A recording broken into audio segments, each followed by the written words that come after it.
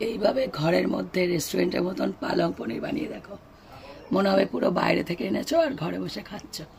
পরোটা সহযোগে অথবা নানের সাথে খেয়ে নাও, দেখো কি সুন্দর লাগে, কম খরচায় কিন্তু একদম। নমস্কার বন্ধুরা, আমার চ্যানেলে তোমাদের সবাইকে স্বাগত জানাই। দেখো আজকে একটা বিশেষ রেসিপি নিয়ে এসেছি, সবাই দেখেই বোঝা যাচ্ছে। হ্যাঁ, পালং পনির। হ্যাঁ, একদম হাসিটা চওড়া হয়ে যাবে শুনলেই। হ্যাঁ, এমন কোনো ব্যক্তি নেই যে এটা পছন্দ করে না। দারুণ রেসিপি, কিন্তু দেখো ঘরে সব যে কোনো জিনিস মানে যেগুলো যেগুলো উপকরণ পড়বে সব ঘরে আছে।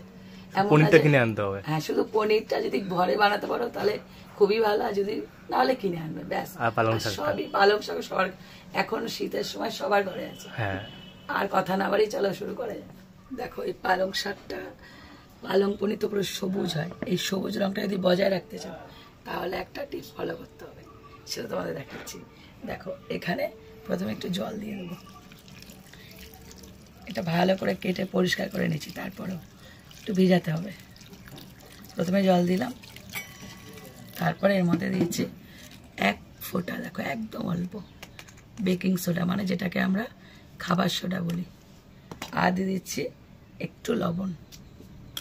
এবার এটাকে পুরো ভিজিয়ে রাখবো, দেখবে পালং শাকের যে সবুজ রংটা ওটা একদম নষ্ট হবে না।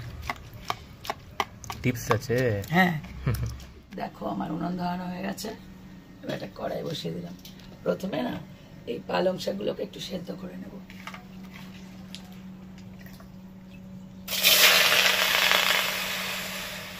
ভালো করে পরিষ্কার করে ধুয়ে তারপরে সমস্ত কিছু করতে হবে।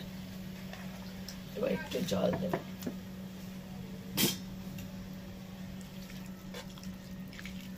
দেখো এটা কিন্তু সেদ্ধ হয়ে গেছে।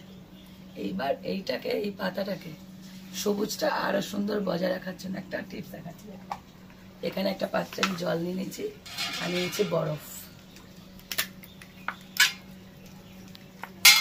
এই বরফ জলের মধ্যে এই পালং শাকগুলোকে দিয়ে দেবো, বুদ্ধি আছে বেশ সবুজ মাথায়। থাকবে। হ্যাঁ, তোমার শাড়ির সাথে মিলে গেছে আজকে পালং শাকের কালার। এইবার তুলে সোজা ঠান্ডা জলে, পালং শাকটা পুরো যেমন রং সেরকমই থাকবে, কালারটা চেঞ্জ হবে না আর কি। বাহ, সবুজ সবুজ না থাকলে ভালো লাগে? হ্যাঁ একদম। টিয়া পাখি সবুজ না অন্য কালারও ভালো লাগবে, ওর নাম তো টিয়া। এই আর কি। দেখো এটা তো বরফ জলে ঢোকানো আছে, পুরো ঠান্ডা হয়ে গেছে। এইবার এটাকে পেস্ট করব, তার জন্য একটা মিক্সি জার নিয়ে নিয়েছি, দিয়ে দিচ্ছি। এইটাকে না জল থেকে যতটা পারবে চিপে নেবে, জল যেন না থাকে, মানে পালং শাক থেকে এমনিই জল ছাড়ে। এই কালার দেওয়া পালং শাক নাকি সবুজ সবুজ হয়ে গেছে? হ্যাঁ, কালার দেওয়া পালং শাক নাকি? না না, ওটা ওর নিজস্ব রং। পালং শাকটা দিয়ে এখানে কাঁচা লঙ্কা দিয়ে দেবো, একসাথে পেস্ট করে নেব। দেখো কড়াই বসিয়ে দিলাম, আর আমার পালং শাকটা পেস্ট করা হয়ে গেছে। দেখো কালার দেখেছো কি সুন্দর, হ্যাঁ, একদম সবুজ আছে। এই জন্য এই টিপসগুলো ফলো করলে পালং শাক পালং শাকই থাকবে, অন্য কালার হবে না। এবার বসিয়ে দিয়েছি কড়াই, দিয়ে দিচ্ছি সাদা তেল। সাদা তেলের সাথে একটু বাটার দেবো, আবার পরে বাটার দেবো। এখানে কঞ্জুসি করলে ভালো লাগবে না। পালং পনির এমন একটা রেসিপি না যেটায় বাটার বা ঘি ভর্তি থাকে। দিয়েছি একটু বাটার,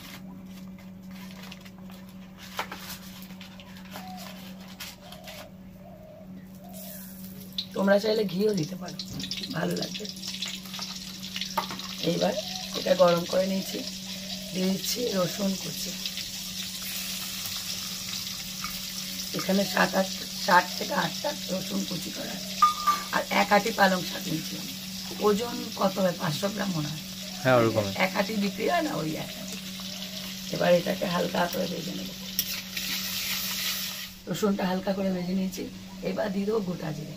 এটা না একদম প্রথমে দেবেন, ফ্লেভারটা না থাকবে, এখানে গোটা জিরে ফ্লেভারটা দরকার আছে। এবার দিয়ে জিরেটাকে রসুনের সাথে ভেজে নেব। শোনা যাচ্ছে? হ্যাঁ, দেখো রসুনটা কিন্তু কালার চেঞ্জ হয়ে গেছে। এবার দিয়ে দিচ্ছি, জিরেও ভাজা হয়ে গেছে। এবার দিয়েছি পেঁয়াজ কুচি। এখানে মিডিয়াম সাইজের মানে এরকম সাইজে দুখানা পেঁয়াজ নিয়েছি।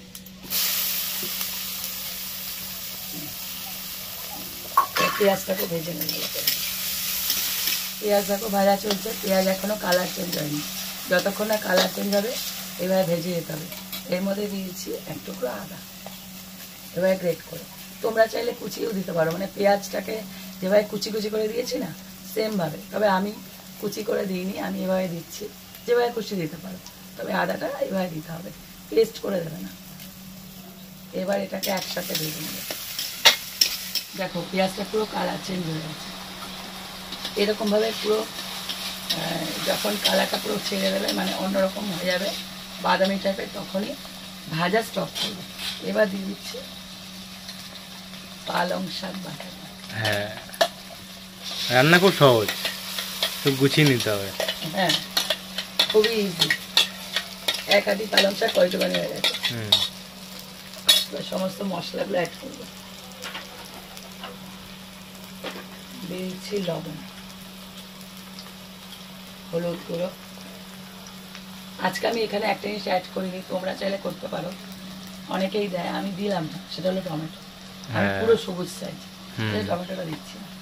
দিয়েছি জিরের গুঁড়ো, ধনের গুঁড়ো, আর হলো ঝাল লঙ্কার গুঁড়ো।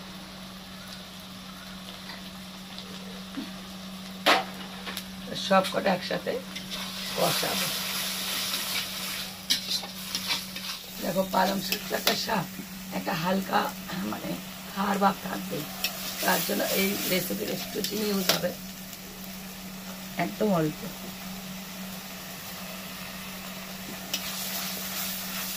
এইবার এর মধ্যে দেখো পুরো কষানো হয়ে গেছে, কিন্তু দেখো কালারটা কি সুন্দর রয়েছে।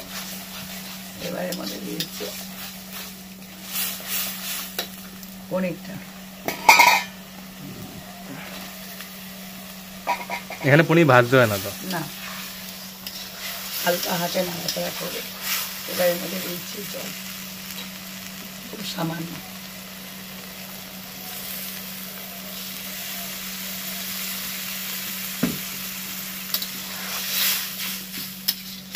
একদম মাখা মাখা। হ্যাঁ, রেস্টুরেন্টে খাও কেমন সেরকমই, হ্যাঁ, পুরো থকথকে।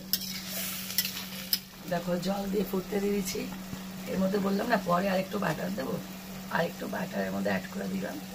বাটার ছাড়া পালং পনির ভাবা যায় না। হ্যাঁ, আর দিয়ে দিচ্ছি মেন জিনিসটা, এর যে টেস্টটা, এটা তোমরা রেস্টুরেন্টে পেয়ে থাকো, সেটা হলো কসুরি মেথি। রান্না এখনো শেষ হয়নি, এখনো বাকি আছে। আসল যে জিনিসটা শেষে দেওয়া হয় সেটা পরে দিচ্ছি, আগে ফুটুক বলছি। দেখো পালং পনির কিন্তু রেডি হয়ে গেছে। যেহেতু এটা সেদ্ধ করা পালং শাক ছিল আর পেস্ট করে দিয়েছি, ওটা বেশিক্ষণ লাগে না, হালকা একটু জল অ্যাড করেছি। এবার এটাকে নামাবো। এই টেস্টটাকে না পুরো একদম দুগুণ না 6 গুণ বানিয়ে দেবে, যেটা সেটা কারণটা দেখাচ্ছে। এই দেখো এটা কড়াই বসিয়ে দিলাম, এর মধ্যে দিয়েছি তেল। তেল অথবা বাটার যেটা খুশি দিতে পারো, যেহেতু আমি 2-2 বার বাটার ইউজ করেছি তাই আর বাটার দিচ্ছি না, তেল দিচ্ছি। এর মধ্যে দিয়ে দিচ্ছি কাশ্মীরি লঙ্কা, এটা দিলে না স্বাদ একদম দারুণ হয়ে যাবে। আর দিচ্ছি কসুরি মেথি আরেকটা। এবার এটাকে ভালো করে একটু ভেজে নেব। দেখো তরকা কিন্তু রেডি হয়ে গেছে, এটাকে তরকারি বলে, মানে শেষে যে ফোড়ন দেওয়াটাকে তরকারি বলে। হালকা ফুটে উঠবে, এইবার এটাকে নিয়ে কিছু না এর মধ্যে দিয়ে দেবো। কালারটা ফ্লেভারটা দেওয়া, এটাকে আবার একটু তুলে দেবো।